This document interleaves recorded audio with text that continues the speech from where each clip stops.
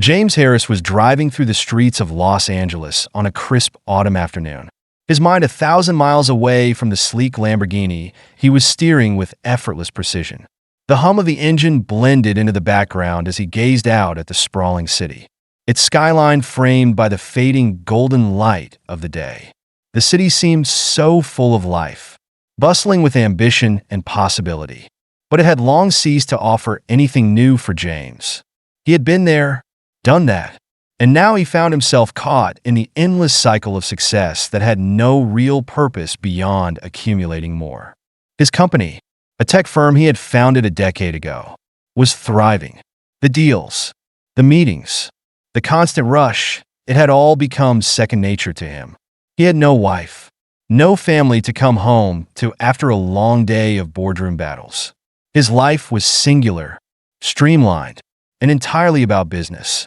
He was a man who valued control over chaos, structure over spontaneity, and success over sentiment.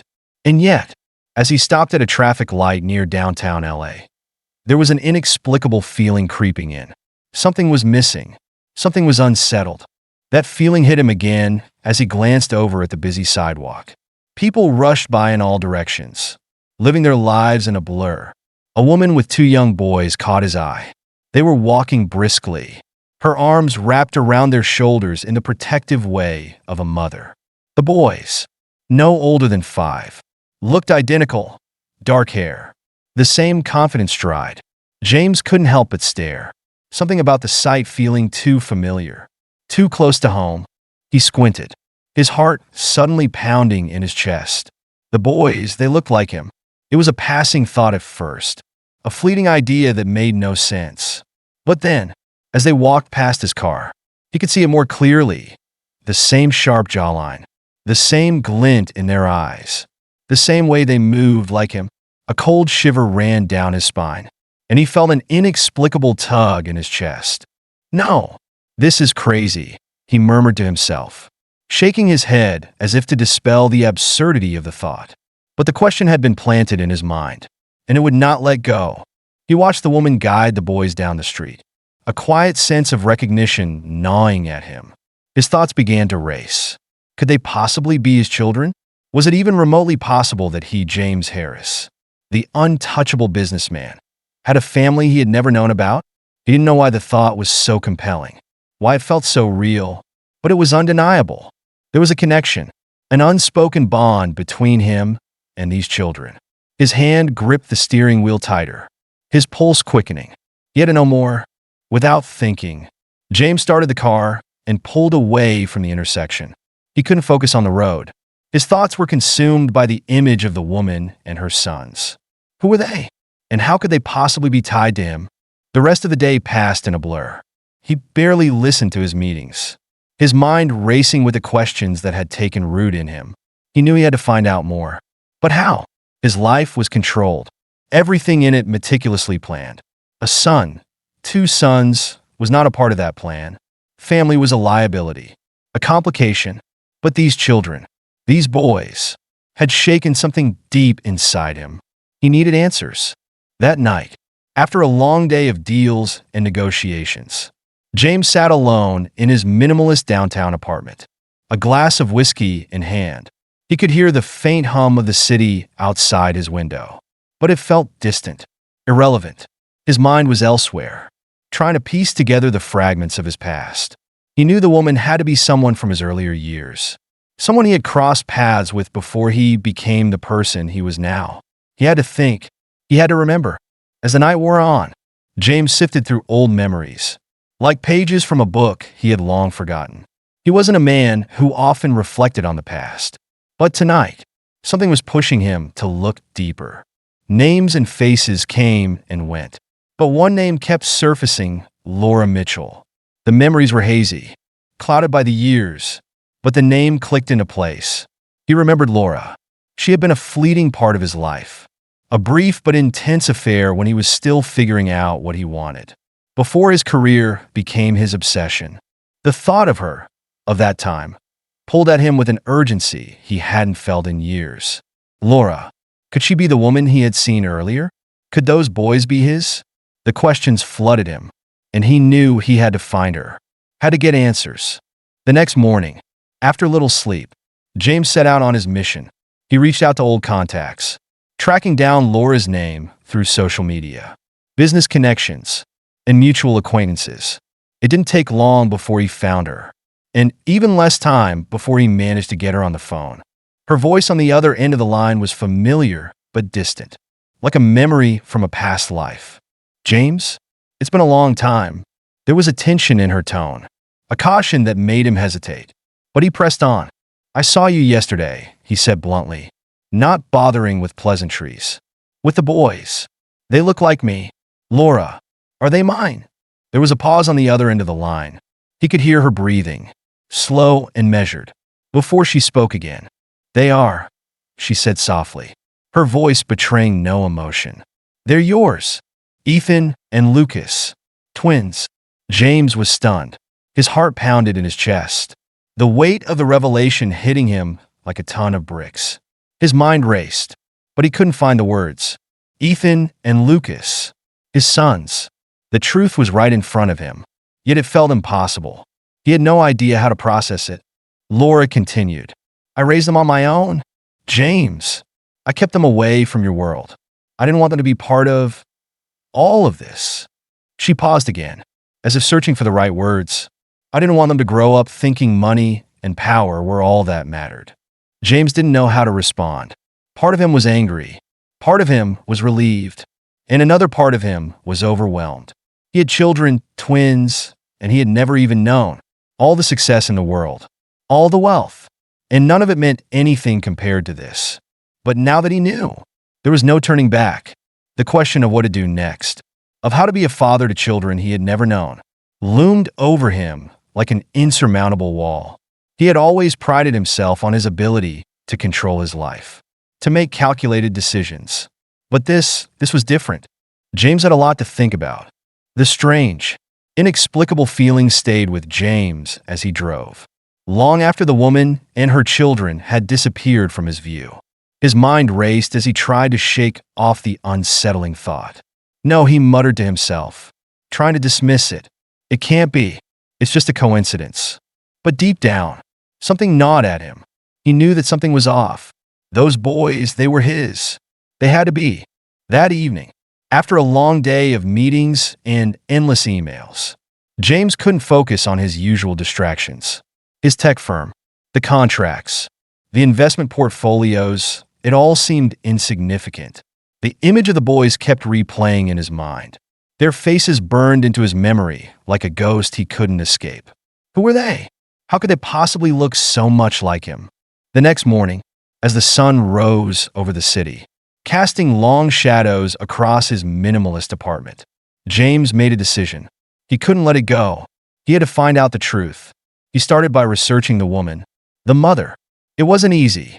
There was little to go on, just a vague memory from years ago of a brief relationship, a fling, really, with a woman named Laura Mitchell. They had crossed paths at a charity event, and their connection had been swift but short-lived.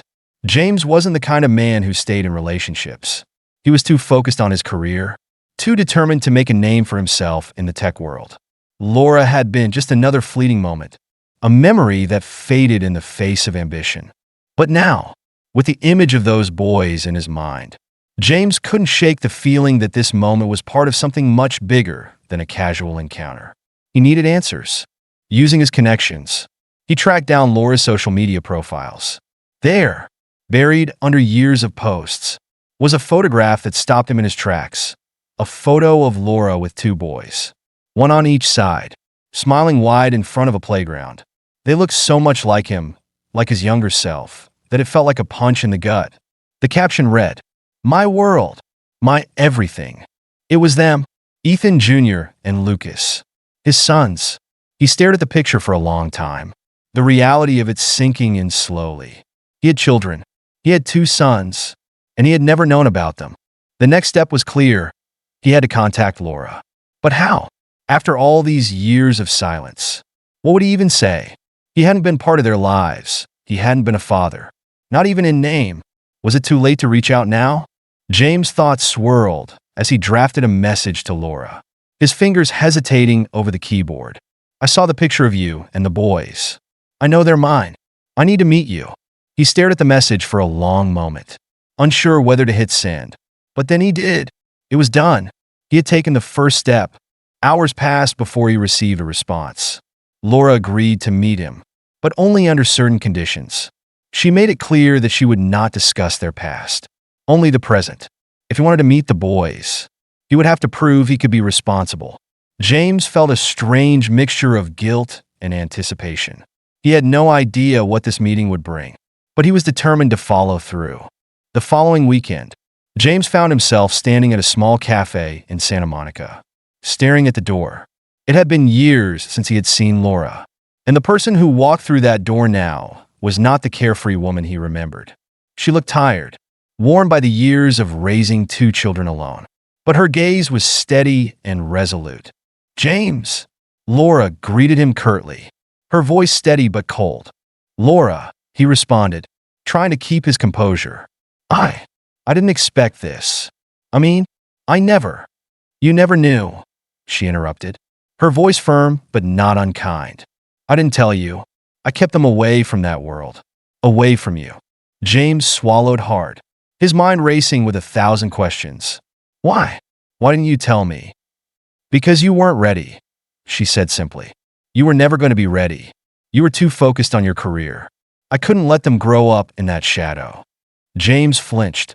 He had heard her words, but he didn't fully understand them. He had always thought of himself as a man in control, a man who made decisions based on logic and reason. But now, standing before Laura, the reality of his life, the way he had avoided the emotional aspects, the relationships, the consequences, hit him with a force he hadn't anticipated. "You're right," he said finally, his voice low. "I wasn't ready, but I want to be. I want to meet them. I need to know them." Laura studied him for a long moment, and then she sighed. "I didn't keep them from you out of spite. I did it because I believed it was the best thing for them. They don't need your money, James. They need a father, a real one." Her words stung, but they were true. The reality of what he had missed, what he had failed to see, was like a heavy weight on his chest. "I understand," he said, his voice almost a whisper. "I'm sorry. I want to be there for them. I didn't know how to start." Laura's expression softened slightly, and she nodded. "You can start by meeting them, but don't expect it to be easy. You've missed a lot." James nodded, determined. He had missed a lot, but he was here now. He was ready to change that. Later that afternoon, Laura took him to a park where Ethan Jr. and Lucas were playing. The moment the boys saw him, something shifted in the air. They stopped what they were doing, their eyes locking with his. For a moment, James saw in their gaze the same curiosity he had once felt as a child, a longing for connection, for understanding. "Hey there," James said softly, crouching down to their level. "I'm your dad." Ethan Jr. and Lucas didn't move at first, but after a few seconds, Ethan Jr. stepped forward cautiously, his eyes never leaving James. "We've heard of you," Lucas said, his voice hesitant. "Mom talks about you sometimes." "Yeah," Ethan Jr. added, his small face serious. "You look like us." James smiled, his heart swelling with emotion. "I do, don't I?" he said. "I'm really sorry I wasn't there before, but I'm here now. I want to get to know you." And in that moment, despite all the years that had been lost, James felt a glimmer of hope. The journey ahead wouldn't be easy, but he was ready. Ready to be the father they deserved. Ready to be part of something that was worth more than any business deal or success he had ever achieved. James stared at the photograph for what felt like an eternity. There they were, the 2 boys, Ethan Jr. and Lucas, his sons. The realization hit him like a wave crashing on the shore. Overwhelming and unstoppable. His pulse quickened, and his stomach tightened as he tried to process what he was seeing. He had no idea that Laura had kept this from him. The twins, identical in every way, were undeniably his children. The dark hair, the piercing eyes, even the way they stood, everything about them was a reflection of him. A mixture of shock, anger, and disbelief flooded him. He had built this life, this empire of technology, success, and wealth, without ever considering that something as fundamental as fatherhood could be missing from it. He quickly found a phone number linked to Laura, and his hands trembled as he dialed. The ringing seemed to stretch on forever. But when she answered, her voice was calm, almost distant. "James," she said, sounding neutral, as if this conversation was long overdue. "I thought you might call eventually." "Laura," he said, struggling to keep his voice steady. What is this? Why didn't you tell me?" "I didn't want to ruin your life," she said quietly. "You were always so focused on your career. I couldn't bring them into that world. Not the way you were then. I wanted them to have a normal life. I didn't want to be just another chapter in your endless quest for success." James felt the weight of her words. He had never been the man who cared about family. It was all about the next deal, the next step, the next financial victory. Yet here was a woman, someone he had once known intimately, telling him that she had kept his children from him for their own sake. And somehow, in that moment, he couldn't help but feel that she had been right. "I never knew," he said, his voice breaking slightly. "I never knew any of this." "I know," she replied softly. "I didn't want to burden you with something you didn't want." James sat in his sleek office chair, feeling the weight of his isolation in a way he never had before. All his success, his wealth, his fame, it meant nothing in the face of the life he had missed out on. His children, these two boys, had grown up without him, and it was his own fault. But there was a chance now, a chance to be a father, to be the man they needed him to be. "I want to meet them," he said, his voice filled with resolve. Laura hesitated, and for a moment, there was silence on the line. "Are you sure about this?" she asked. "This isn't something you can undo." "James, they're used to life without you." "I'm sure," he answered without hesitation. "I want to be part of their lives, even if it's a late start." A few days later, James found himself standing in front of a modest house in a quiet suburban neighborhood. It was nothing like the luxury penthouses or mansions he was used to. No marble floors, no glass walls overlooking the city. But there was something about it that made him feel more vulnerable than any corporate boardroom ever had. When the door opened, it wasn't just Laura who greeted him.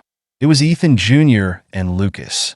They stood there, looking at him with curiosity in their eyes, their faces a perfect mirror of his own. James swallowed hard, the realization settling deep in his chest. These were his sons, his flesh and blood, and he had never been there for them. "Hey, guys," James said, his voice softer than he had intended. I'm your dad." Ethan Jr. and Lucas looked at him for a long moment. James could see the hesitation in their eyes, the uncertainty. But then, Lucas, the older of the two, stepped forward, his small hand reaching out toward James. "Are you really our dad?" he asked quietly, as if the words themselves might shatter some long-held illusion. James knelt down, looking him directly in the eyes. "I am," he said firmly, feeling a rush of emotion that he hadn't expected. "I'm sorry I wasn't here before, but I'm here now." It wasn't an easy beginning. The next few months were filled with awkward silences and tentative conversations. James tried to immerse himself in his newfound role as a father, but the scars of his absence were deep. The boys were not quick to embrace him, and every attempt to bridge the gap between them felt like a slow, painful process. But with time, James began to understand what Laura had meant when she said that family couldn't be forced. He couldn't change the past, but he could be present for the future. Slowly, Ethan Jr. and Lucas started to open up to him. They didn't need him to be perfect, they just needed him to show up, to be there in ways he never had been before. And as James spent more time with his sons, something inside him began to shift. He was no longer just a businessman in a high-rise building or a successful tech mogul in a fast-paced world. He was a father, and for the first time in his life, he found that this role, this connection, was the most important thing of all. James's life was never the same after that. He continued to run his tech firm, of course, but the success that once felt so empty now had new meaning. His relationship with Ethan Jr. and Lucas was not perfect, and there were still moments of distance, but he worked tirelessly to be the father they deserved. He wasn't sure if he would ever fully make up for the years he had lost, but he knew that every moment he spent with them was a step toward healing. For both him and them, the Lamborghini still roared through the streets of Los Angeles. But now, James didn't mind the quiet moments more than the noise. And every time he glanced at Ethan Jr. and Lucas, he couldn't help but smile, knowing that, at last, he had something more precious than success. He had family.